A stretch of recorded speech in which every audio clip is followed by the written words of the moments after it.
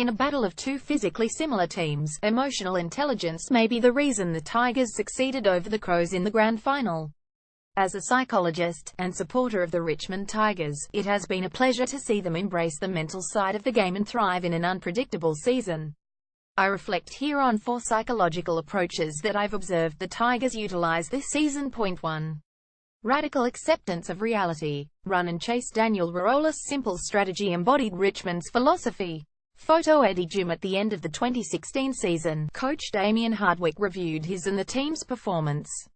One reaction to the horror of 2016 could have been denial or avoidance of reality, perhaps shifting blame to injuries or other external factors.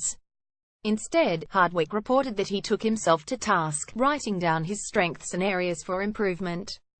Through accepting and acknowledging the reality of the situation, Hardwick could recognize an over-reliance on micromanagement and a failure to listen to others when times were tough. By recognizing this, he was then able to change and improve his coaching style.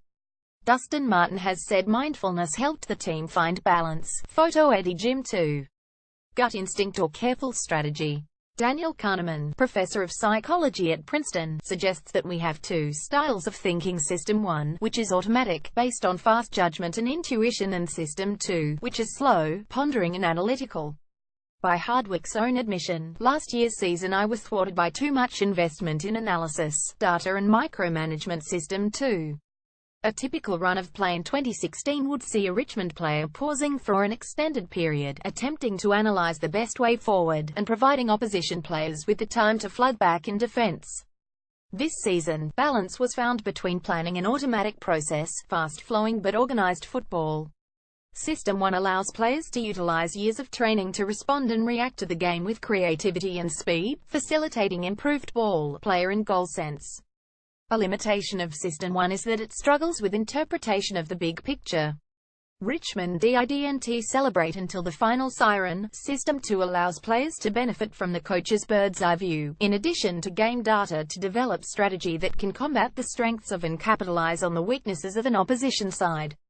Excessive System 2 thought, however, can lead to a misguided sense of security in data and contribute to micromanagement that strangles System 1 opportunities. This season, Hardwick found a middle path by letting the boys play and keeping System 2 strategy simple. For example, Daniel Rarola's note on his wrist tape, run and chase. Point 3. Team building and connection through vulnerability. Appreciation of vulnerability allowed the Tigers to develop authentic relationships, improve teamwork and strengthen commitment.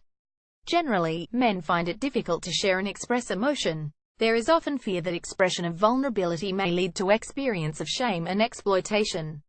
The reality is that, within a group, it allows recognition of individual and shared experience, increased empathy, understanding and care for others, and self-validation.